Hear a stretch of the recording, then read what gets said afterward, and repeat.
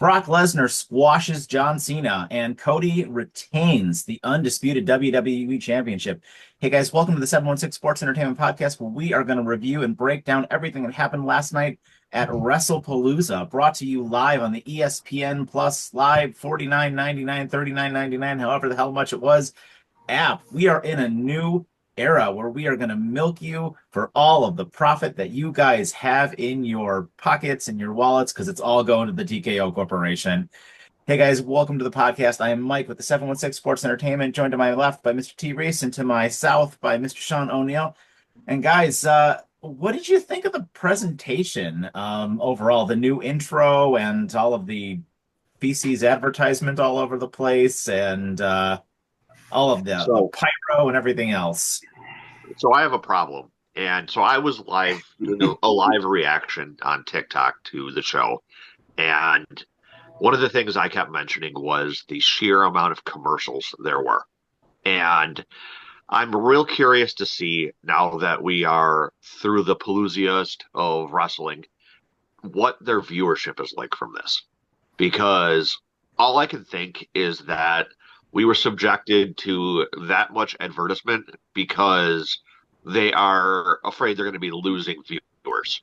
And at the price point of $39.99, $99.99 a month, it almost seems like they are going to be pricing people out. I mean, when you compare it to any of your other streaming networks that are nowhere near that expensive, and you already have like Netflix with commercials, I feel like that is the most likely reason we saw what we did. And if that's going to be the future of wrestling, I'm not a fan. Yeah, I agree. I did look it up. It was actually $30 for the unlimited with ads or without ads, one of the two. And I mean, it's the world we live in now, right? But I think majority of the people probably did what I did. You know, you throw the VPN on, like you guys suggested to me, and I did it. I watched it on Netflix. So Yeah. I think a majority of the people probably did that. Well, I don't think there's a huge number of people, but I think you got a good chunk of people probably end up doing that to watch Oh, it. absolutely. But Absolutely. yeah, I mean, you just can't do this. I mean, this isn't going to be. Hopefully, it's not more than a few shows a year. I just hope that it's not more than a few shows a year, because they have to force people to have to pay that to watch these things is unbelievable. Because most of us don't watch much of the stuff on ESPN. Nobody wants to pay for it.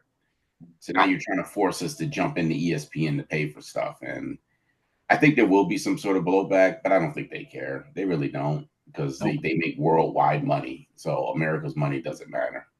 It's not sustainable. Like it's just Well, it's it's not sustainable a because the world watches it. So we don't count. It doesn't matter if we watch or not. yes, but when yeah, I mean the fact that all the worldwide Netflix they're paying that portion of it, yes. I mean I guess that outweighs the US. Um and then what do you guys think about that wonderful new opening to the show? I think Mike has something to say about that. You Well, I mean missed the opening, so you're where gonna they fill they me in. showed The Rock twice? I mean, like Young Rock and Old Rock. I mean, it was the Dwayne The Rock Johnson intro. That's like really Really? all it was. I mean, it was cool, like initially, like with the the old kind of, CCTV footage of wrestling, and then, kind of the high def Roman Reigns holding the titles up thing. I thought that was kind of cool, but having it close out with Dwayne, I hated that. I like new Dwayne too, not like, Dwayne way back when. Like if you would have had a shot of like Dwayne, the Dwayne versus Austin match or something like that, that would have been cool. But like just, new Dwayne doing the arm thing, like F right off WWE. Like that guy is such a damn egomaniac. You knew that that was going to be there. Plus, every single advertisement was his new stupid movie that I'm absolutely not going to see. Like, I mean, come on. Just like too much. Well, this, Way too much. And I this, get it, the this dude's on the board and he can do whatever the hell he wants, but like I can't stand him. And we've talked about him at length on this channel. The dude's ego is completely out of control. well, no, there's been a lot of rumors heating up that he is coming back. So that's been Friggin' hope flooding. not. And I think a lot of this had to do with him doing that movie. That's why he hasn't been on there, and obviously the blowback from what he did with WrestleMania. But I do think they're lining him up to come back, and there's a lot of talk on the internet and rumors popping up that Mr. Johnson will be returning. Well, he's going to have to put a lot of work in, considering the how much he looks like he's slimmed down. Yeah, Yeah. I mean, he dropped a lot of weight. But I mean, they're Hollywood, dude. They got all kinds of doctors and people who just gonna Yeah, true. stuff to bulk them right back up in no time. Yeah, I mean, plus he's, say whatever you want. He's a steroid monster. So like, he will absolutely grow right back up. And I'm not like ashamed to say it. Like, when you're 50 plus years old, your body doesn't look like that naturally without help. Like, Mhm. so, I'm not just out here slinging insults on the guy, but like he's taking some kind of performance enhancing drugs. He has to be. Your body does not do that over 50 years old to look like that. Absolutely not. Not without help. Yeah, he's doing all kinds of TRT and stuff like that. He's juicing. We all know it. But I mean, it's interesting that he can juice considering WWE has a wellness policy. Mhm. And I'm pretty sure Brock is doing the same thing because there's no way Brock you can be as big and keep that physique. I mean, he looked even more ripped than he's looked in years yesterday. I Well, mean, his Brock is waist, weird. well, his waist was thin. No, his waist was a lot thinner than it used to be. He's got much more definition in his body, and you cannot do that at his age without some sort of supplements. It's what it is. I mean, if you're doing them, you're doing them as long as it's under some sort of doctor care, which a majority of these guys do now. Doctors actually administer these things now. Um, I mean, I'm be honest with you. There's probably a few people who they're allowing the juice. I wouldn't be surprised if Roman Reigns. He's in his 40s. I'm surprised he's not. He's probably doing some juicing too. I can guarantee it. Most of Well, those Reigns, top guys are all doing it. Roman Reigns does look Reigns, really, really cut. I'll give him that. Like this last PLE that he was at, he looked like a Greek god. Like, I Yeah, mean, it was unbelievable how like jacked. I was watching it because he opened that first match when he fought Bronson Reed. And like my wife walked in the room and she's like, whoa, like who is that meat castle? You yeah. know You what I take mean? it easy. Beat Take it Castle. easy. Right? Okay. I mean, like, but like he did the thing where he like posed and did the bicep thing, and it was like his biceps looked like they were chiseled from stone. Like it was Yeah. unbelievable. But getting to let's actually talk about the first match because you're absolutely right. Like Brock came out first, and Brock looked like $1 million. I mean, like he looked like you said better than he looked 5 years ago. Mm-hmm. We had obviously Triple H, give his rousing speech, and we had Pat McAfee come out to do commentary for only half the show, which I thought was kind of weird. But that's neither here nor there. But Brock versus Cena did end up being the first match, and yeah, Brock came out and he looked terrifying. I mean, I don't love his haircut thing. I The like him Super better Bowl. with short hair, but yeah, Brock looked really menacing, and then was followed out by John Cena, who came out with 1,000,000 children, and which kind of led me to believe initially, like, oh, he's gonna win, right? Yeah. Like, absolutely is gonna win. And then yeah, so the Alicia Taylor did, the Never Seen 17 announcement for John Cena, which was cool. And then surprisingly, we got Paul Heyman, who came and introduced Brock Lesnar, which was super interesting. And I want to get your take on that. And obviously your take on the match, which turned out to be a complete squash. So you take it away, guys. What did you think? I think Heyman is going to be tied to Brock again for a little while because he was talking about him in the post conference too. So I think whenever Brock comes back, I think he's going to have Heyman with him as well. So I wouldn't be surprised if something more ends up going on there if you're using Heyman between both the Vision and Lesnar. Mhm. I don't understand why you were hating on Brock's haircut though. It was the greatest fusion of top knot and mullet that I've ever seen. And as far as we were talking about Lesnar and how he looks, have you ever noticed how Lesnar kind of fluctuates? Like he'll go one match where he looks like super cut, and then like the next match he'll look not as good. I think that's a sign that he's using something too, right? Mm. Yeah, I mean, his age, I mean, he's definitely juicing. I mean, there's just no way to E- get around it. I mean, Either either that or he wrestled all the bears out there in Minnesota that he had. But this match, I mean, Christ, I know you and I both picked Brock to win, but I don't think either of us could have expected this. This was just this was Suplex City all over again, which I have a feeling is what they were going for here. I really do think that This is going to lead to Brock being suspended for attacking the ref, and then Cena having to overcome him for his final match. For his final match? Yes, I think slaying the beast. No, I disagree with that. It's going to be in Saudi Arabia at Crown Jewel. That's When is when Crown it's Jewel? November 2nd. Wait, I you think. think they're going to wrestle then? Is that what you're saying? No, I Crown Jewel's in Perth. Oh yeah, you're right. You're right. End And of I don't think October. it's going to be in Australia. So let me see. Let me look it up while you guys are looking at it. I thought Crown Jewel was in Saudi Arabia. Maybe I'm wrong. Nope, it's Perth. And I think that if maybe it'll be a Survivor Series for the Slaying the Beast, but I don't think it'll be in Australia. October 11th for Crown Jewel, then Saturday night's main event on November 1st. Survivor Series on the 29th, and then another Saturday night's main event in December. Which is his last show. Yeah. So, I It's mean, either gonna, yeah, it'll be one of those two. One of those two. yeah, I Either don't think Survivor it's Series or the one before it. I think it's gonna be more of a passing of the torch. I do like the Gunther thing, but I still wouldn't be. I would not take Randy out of this. Yeah, I don't I know. mean, I don't know. Randy did. I mean, at some point, you got to get Randy back on some sort of title run. He's got to Mhm. get the belt back. It's been a long time, and I think it starts there. I mean, if you're smart, that's where you probably would start it, if you ask me. I'm still of the mind that Randy's going to be the one to beat Cody.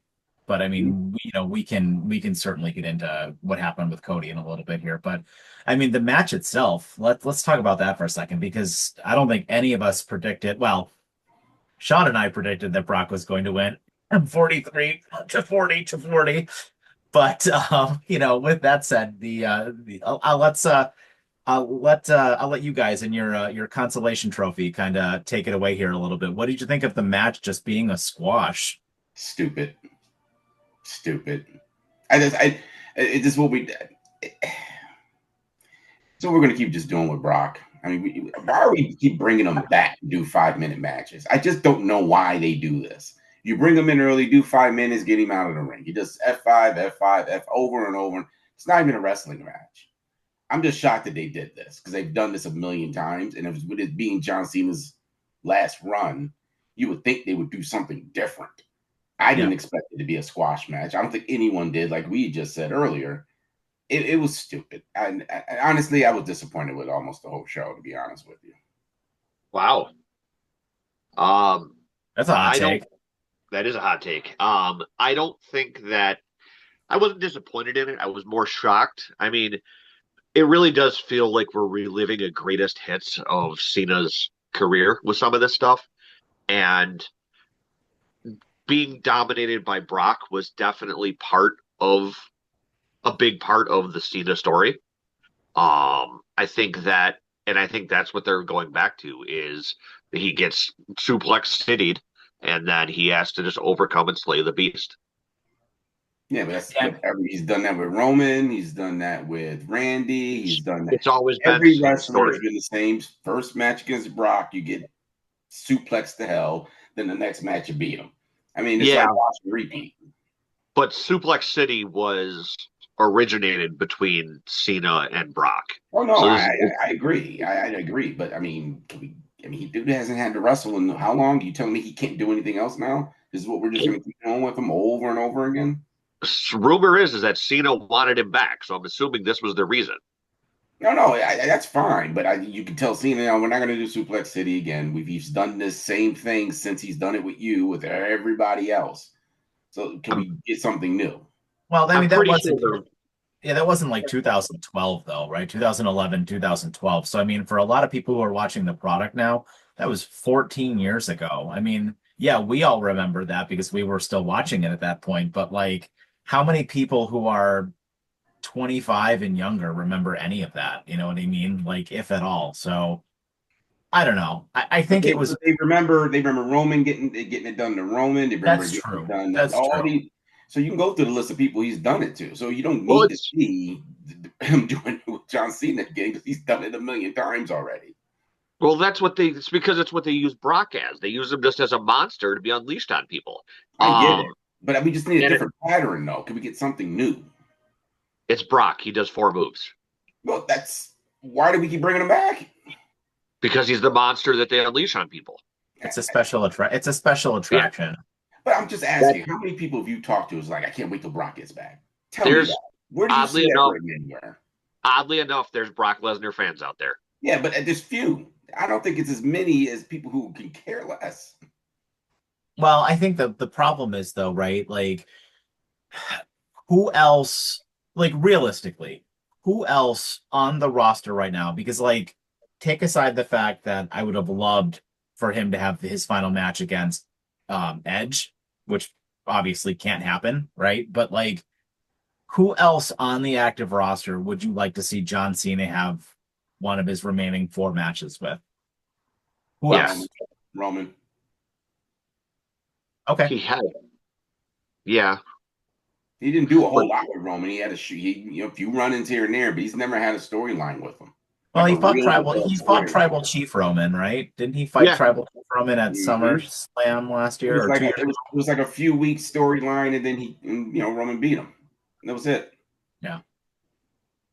keep in mind though, then you also have to work Roman's schedule around that too, though.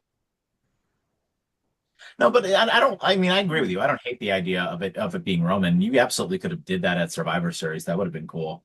Well, even Seth. I'd even do it with Seth. Seth's been perfect. We're getting rid Yeah, of he this did have old. that. We got to get rid of all these old guys. This whole thing's division. Get rid of these old guys. Get them out of here. You can even have Seth even retire them. He Yeah, that'd be also he cool. did have that really good feud with Seth when Seth won the U.S. title off of him and became the double champ. When John Stewart betrayed him. But wouldn't you want to have something on your going away tour that's memorable all the way throughout, right? This is the Well, last run. they're gonna say that was the heel turn. Like that's what everybody's gonna point to, right? Like all of these wrestling historians, they're all gonna point to Cena's heel turn, which was a debacle. Like it was a disaster. Never should have happened, right? Like you have so much collateral damage from Cena's heel turn, right? Like you made Randy Orton and CM Punk look like doofuses. You made R-Truth look, I mean, R-Truth is already a doofus, but you made him look like a doofus.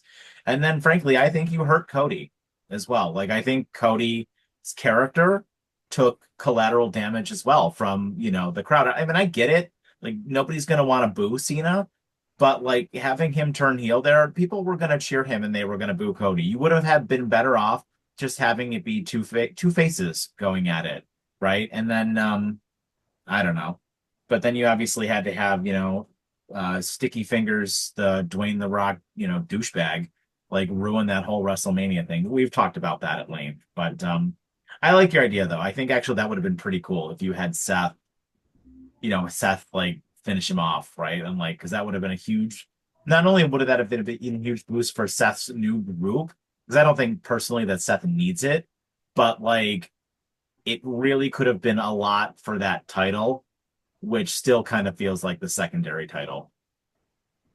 Well, and also don't forget now, it's not just boosting. You don't need to boost Seth, but it boosts the entire group of Vision Yeah. going after John Cena. I mean, you can mix the other guys in who, the Usos and all that stuff too.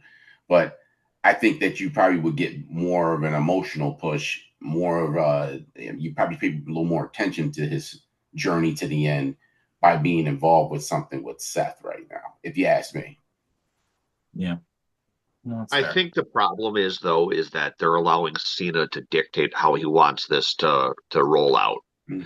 And I don't know if Cena wants this just to be like a trip down memory lane, if this is coming from him, but it feels like they're letting him pilot this thing. You know what I mean? Because there was the talk that Brock only was brought back at Cena's request. Mm-hmm. Mm.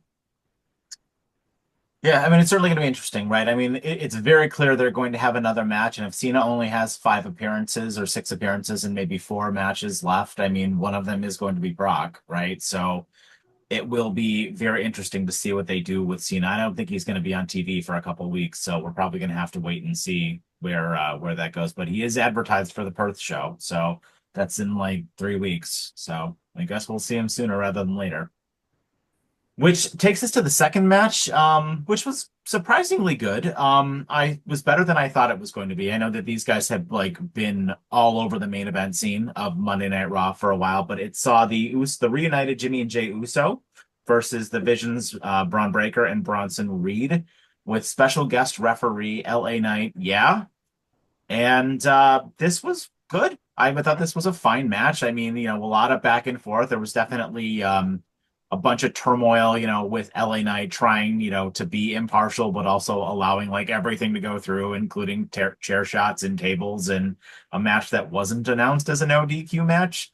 But with that said, the right winner in the Vision, right, picking up the win here was absolutely the right thing, kind of furthering the story, Jay going down the dark path, and Jay's eventually going to have a singles match against LA Knight. At least I think so. But what did you guys take of the match? I thought it was okay. I mean, it was the Usos doing the Uso stuff. I mean, it wasn't really nothing new with them two. And I mean, you pretty much, this is the issue I had with the whole show. It's like everything was too predictable. I thought they would have threw some wrenches in there, at least, keep us on guard a little bit. But everything was predictable. It was a predictable show. I paid ESPN $30 to watch a predictable show. I mean, that's not fair to the fans. And this is why I was predicting that they're going to do something a little different with some of the stories, because you're changing the subscription package now. You want people to watch, but why am I paying $30 to watch something you're doing every week on everything that's streaming? It's just cookie cutter. I just don't like it, and that's why I didn't like the show, because everything went down almost the exact way you would have thought that it would have went down. Mm-hmm. I was honestly surprised that LA Knight didn't become more of a focus of the match itself. He relatively called it relatively down the middle, other than letting it become a no DQ match. Was kind of worried when it looked like Braun tweaked his knee. There was that one point there, and of course, main event Jey Uso hitting himself in the head with the chair definitely led to an audible there. I don't know if you caught LA Knight telling Braun that he needed to spear him. So there was definitely some sort of audible called there. And I don't know if you caught it, but there were a couple points during the match where it looked like Jay kept pushing LA Knight like out of harm. Like towards the end, it looked like he was going to be caught up in that spear, and Jay sort of pushed him out of the way. So it was definitely kind of interesting. I don't know if that was planned or not. And my God, can we stop with the Undertaker length entrances to Jey Uso's entrance? Like, I'm sorry, I do not need a 14-minute entrance of people yeeting. Like, I am so tired of the word yeet at this point that yeah, They're I'm gonna gonna keep stop doing there. it. They're I'm gonna gonna keep stop doing it. before I ran myself out. As long as you keep doing it. Yeah, I mean, as long as people keep doing it and I mean, dude's one of the number one merch sellers. Like they're gonna keep doing it. I agree with you. You're right. I think it's stupid too. It like, and at this point too, we obviously had just finished the Brock match, right? And like at that point in time, it seemed like the show had already gone on for 45 minutes, and like we had a 9-minute wrestling match before then, and it was like, what are we doing? Like it's like 10 minutes of opening package, the Cena match, which was 9 minutes, and then commercials, and then 14 minutes of like, Jey Uso coming to the ring to the crowd. Like it took 45 minutes and we got 9 minutes of wrestling until the second match started. Like it's absurd. And like it goes back to their business model, I think, of just let's milk everything we can out of it. Like every last dollar we can get. I mean, Vince must be having a wet dream seeing like what is going on with this product right now. I mean, it is like a corporate, disgusting nightmare right now. Yep. Yep. 4 letters, 1 word, cash. Yeah. That's all they care about now. All wrestling that's all WWE's become, is just how much more money can we suck out of everybody. Not about entertainment anymore. It's not about anything. It's just how much money can we suck out of everybody, and what other streaming or channels want to buy into our company and give us more money. And I mean, at some point, I mean, they're lucky they have a lot of, top ranked wrestlers, considering whether they're good on the mic or whether they're good wrestlers. They got a good bunch of those. I just think that they're just not doing a service for the fans. I think it's just more or less just What they're going to come watch regardless. We're just going to put out what we put out, and people are going to watch it regardless. We'll all watch Monday still. Yeah, it's true. We will. They haven't done anything abhorrent enough yet to like make me want to stop watching. You know what I mean? No. And like that's the problem. Like once they get to a point where they really drive away like their casual fans, that's when something will change. But until that happens, they're going to keep doing it, to your point. Well, So I guess once the age demographics start to change, because that's what generally the only time anybody does anything in entertainment is when age demographics start to change. I think you're going to probably see. That's the only time you're going to guess that you're going to have something happening in a match. Is when this thing start to level out. Nothing's really being spoken about. Nothing on the internet is even being X isn't having them trending or anything like that. That's the only time they do anything. That's the only time. Well, getting to something a bit more positive, I think the next match between Stephanie Becker and Io Sky for the vacant Women's World Championship was the best match on the show by Yes. a lot. These women got, I think, a little over 20 minutes, and they left everything out there.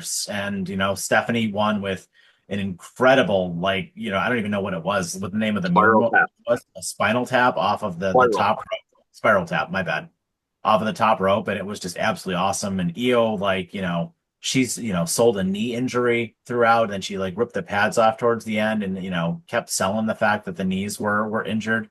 And I think it was the right thing to have Stephanie pick up the win here, and surprisingly, no Asuka at all. Yep. So no bonus points here, but yeah, I thought the match was excellent, and I absolutely it's the coronation.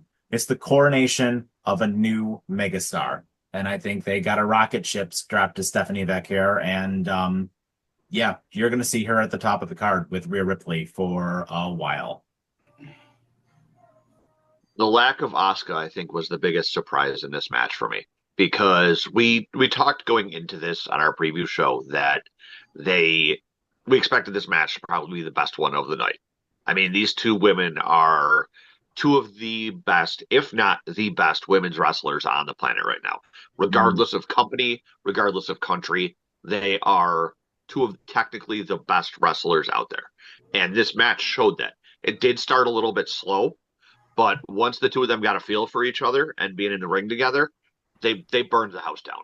And it was incredible to watch. And obviously, winner went over with Stephanie, and to pull out a spiral tap like that, I think the last time we saw that was, I think Seth used the move in a match, and it's not something you see very often, and it was a huge win for her. And you're right, she is going to be at the top of the card for quite a while, and I can't wait to see her actually have a match with Rhea. Yeah, this was as we predicted going to be the best match in terms of wrestling on the show. And it just seems like, the key spots they allow the women to have when they allow their top women to wrestle each other always end up being the best matches. But I did expect something else to happen during this match. I did think that they needed to do something else in this match, but they just they use an injury angle as the reason why she lost, which, all right, whatever. But you have a storyline behind this that you just ignored. Yeah. An entire storyline you just ignored for this show. You didn't have to do the injury thing. You could have developed more of a story and have he said, for Asuka come out, do something, get involved in the match, and see what happens. But again, they're gonna do something on Monday though, right? Yeah. Like Asuka and Io are gonna be on TV together at some point doing something. Asuka's going to get in her face. Asuka's going to get in her face and be like, "I told you needed help to win. You should have allowed me to help," and turn into the abusive Asuka that she is, and it's just going to explode from there. She's going to yell Kyrie, or I'm sorry, not yell Kyrie. She's going to grunt Kyrie at her, and it'll be something along that. But I have a feeling it's definitely going to be about the fact that she didn't accept Asuka's help for the match because Io wanted to go it alone. Yeah, I mean, could line that up, but all right. I mean, there's nothing. There's nothing that happened in any matches that even made wrestling trend last night. Speaking of predictable outcomes, the next match saw Becky Lynch and Seth Rollins take on the CM Punk and AJ Lee in her first match in 10 years. And this match was all about the hot tag to AJ Lee. And this was the longest match of the show. This one went over Yep. half an hour. And it started off pretty slow, and everybody was like, really, Punk was in the ring for a while. It was a lot of back and forth and them continually beating down on Punk until he could get the hot tag to AJ, and she ran buck wild. And then after AJ got in the ring, I think, in my opinion, this is where this match really started to pick up because there were a lot of big spots, a lot of, double moves, double submissions. There was that, both of them getting put into both AJ and Punk getting hit with the pedigree, which I thought was cool. Then on the outside, that table spot was pretty fantastic as well, where the Vision kind of reversed that, and AJ kind of got thrown into Punk, into Seth, and went through the table. I thought that was pretty cool. But the finish saw AJ Lee tap Becky Lynch out, and I don't really like visually the way that submission move looks, but I mean, it was obvious that Becky was going to be the one losing to AJ here. Like, you're not pinning Seth, he's the champion. So, Becky getting pinned here or submitted here was the thing that needed to happen. Oh yeah, Yeah. it's gonna help develop the storyline with her and AJ Lee to get into a one-on-one match at some point down the line here. Yeah, I mean, it was again predictable, but it started out great, but I just thought the match was too long, in my opinion. I thought it was way too long. I was honestly surprised that it went as long as it did. You Once AJ got that hot tag, you could tell that she was a bit rusty. Like if you were watching her punches and stuff at the beginning, it took her a little while in the match to actually get back into the swing of things. Once she did, she looked fine. Um, and you're right, the Black Widow is a little bit of an awkward looking submission move. I think partially because she's so small. Yeah. Like when she tried to put it on Seth. Um, but like T said, this was honestly, as far as predictability goes, this was the most predictable one because there was no way that AJ Lee was losing her first match back. And I think they did it in just the way they needed to not hurt either Becky or Seth. And I think that this is going to lead to AJ probably taking that title off of Becky. I think so too. I absolutely think so. Probably at Perth, I would imagine. Yeah, I could probably see it. I mean, I don't know how much I agree with someone who hasn't been in the ring in 10 years getting a belt right away. I don't know how much I agree with that. We'll see what happens. I mean, AJ looked better. I mean, she looked okay for not being in the ring for 10 years. I mean, she like she didn't skip a beat in terms of telling a story in the ring. Other than that, I mean, it was entertaining for the most part, just a little too long for me. I think Survivor Series is where she takes off of Becky. Mm-hmm. Yeah. Which led us to the final match of the evening for the Undisputed Championship between Cody Rhodes and Drew McIntyre. Early in this match, Cody was really selling a knee injury for a while, and Drew beat the piss out of him for a lot of this match, especially in the early going. And I kind of want to get your guys' take on how you kind of feel about this match, because I had mentioned to you guys in the chat at the end that they have the ability to tell and continue the story here a little bit between these two guys with the flukiness of the ending and Drew kind of getting quasi screwed by the referee sort of twice at the end of this match. But also at the same time, are you trying to restore a little bit of Cody's credibility here and have him just vanquish a villain? Which I think is what they wanted, because Drew did get booed, right? And Cody got cheered, and I think that's maybe something they were trying to do, is to kind of restore a little bit of that Cody Rhodes, is our guy kind of thing here. 100%. They needed to have somebody who is a known quantity as a bad guy go up against our hero, Cody Rhodes. And the thing is, though, is that we're going to have now at least 3 weeks of Cody and the Vision getting into it because it's going to be champion versus champion in Perth. So they have basically a month to figure out where they're going to go storyline with Cody after Crown Jewel. And if whether it's go back to Drew because, like you said, he got screwed, or if it's they want to throw somebody else in there, I think we're gonna have to wait and see because I'm honestly not sure which way is the better way to go. I think having Drew beat the crap out of him for as long as he did definitely helped Drew still look strong, even in losing, and especially when he sort of hurt himself kicking through the table. He definitely doesn't come out of this loss looking weak, and part of me hopes that he still is in the title picture. And also, I don't know if they were trying to sell it or not, but they were trying to act like, Cody had like a head injury. Remember, he kept stopping and grabbing his head, but they didn't like the announcers were or the commentators were alluding to it, but it didn't like. I don't know if Cody wasn't selling it well enough because he'd have these little short moments of just acting like he was dizzy, then get right back into a move, and I'm just like, I don't know if that's supposed to happen. Is he really hurt? Couldn't really tell. So yeah, I mean, I don't think it hurt Drew at all. I think you're gonna, obviously, I think they are gonna wrestle again. Yeah. I'm just wondering what Cody has lined up in the future outside of wrestling that may interfere in this, and I think that's why they're selling all these extra injuries with him because I think in that might be another way of taking him off camera, and that's why I'm not gonna pick Drew to take the belt because I think something else. I think Cody has something else lined up, outside of wrestling. He's going to probably be disappearing for a while. See, I just understand the whole stopping and grabbing his head every so often in the match with no explanation. The Street Fighter filming is going to be coming up soon, so that is probably part of it. Yeah, so he's going to probably drop. I think huh? I didn't think they filmed it yet. Oh, they started filming. They started filming. I thought Cody was done with that already.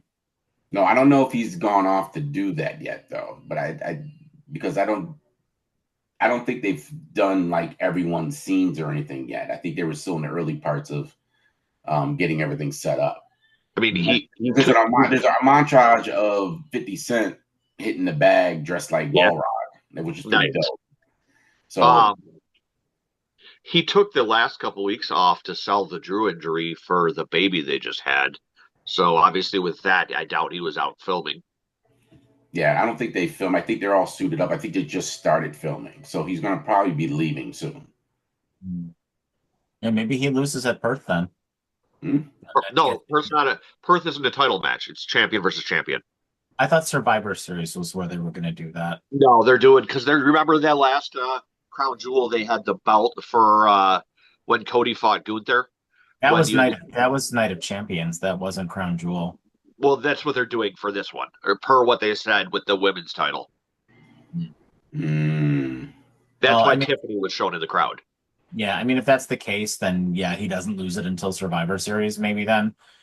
But I guess we'll kind of see. We'll see where that goes. But I think Cody winning was the right thing here. You don't have him just immediately drop the title after regaining it from John Cena at Survivor Series. And Drew could still be the one to do it. I still think it's going to be Randy Orton, maybe at WrestleMania or at the Royal Rumble. But I mean, at the same time, I don't know if I want Cody to hold the belt that long, so we'll see where it goes. But that was WrestlePalooza. So guys, what is your final thoughts and rating for the show?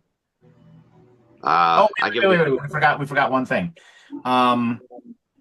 Right before the main event, we did have the return of the American Badass to announce that Stephanie McMahon is going to be the first entrant into the WWE Class of 2026 Hall of Fame as well, which initially was kind of stupid the way it was going because Undertaker was really rambling, but then it kind of got adorable after that. So I was fine with it. I thought it was very cute that they did that, and Stephanie looked genuinely emotional about it, which was a nice touch. I think this is the earliest they've ever announced anybody for the Hall of Fame. She definitely deserves it, even when she just was in it as the daughter of Vince character and all that. And obviously she deserves it because she invented women's wrestling. Without her, we wouldn't have Stephanie Vaquer versus Io Sky. Plus, I mean, when she was sacrificed to the Ministry of Darkness and everything, such a great storylines, everything she did, and everything she's still doing as one of the people in charge, that she deserves it. Yeah, I agree. I mean, actually, honestly, it's probably overdue. She probably should have went in with Triple H. In my opinion, they both should have probably been put in there. But it wasn't nice because I didn't know what was going on. I'm like, what is Undertaker doing? And Yeah, it was real weird. yeah, and you can see in Stephanie's face, she looked like she didn't have any idea what was going on either. She She didn't. was really confused. Yeah, But apparently they didn't tell her. yeah, it was good. I think she does deserve to be in there. It is interesting that they announced it so early. Um, but I mean, if there was any bit of a bright spot, in my opinion, for the show, was probably that moment. So that was WrestlePalooza. What's your final ratings, guys? I three out of five. I don't think it I was de anything over the top or spectacular. I definitely don't give it a 29.99. But I'd have to agree with T. I mean, the wrestling itself was good. Um, it just felt average though, like overall. I mean, yeah, we got to see AJ's return to the ring and all that, but there was nothing like exceptional about it, especially being your debut ESPN Palooza. Mm-hmm. I think that, and the fact that it was only 5 matches too. Like, I feel like you wanted this to be like feel like something special. It didn't Mm-hmm. quite have that. You know what I mean? That's why I Yeah, said I didn't think there was anything that really jumped off at me. Go ahead, Mike. I didn't mean to cut you off. no, you're good. You're good.